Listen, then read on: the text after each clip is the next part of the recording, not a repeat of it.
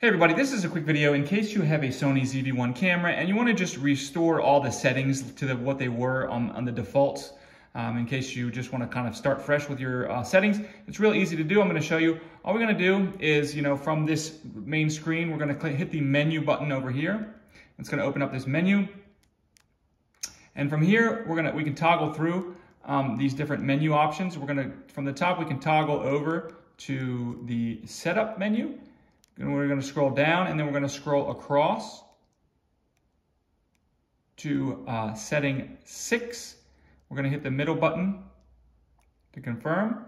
And then we are just going to hit camera settings reset, toggle up to enter, and that will reset the main settings on the camera back to what they were originally, the default settings when the camera came out of the box. Thanks a lot for watching. Have a great day.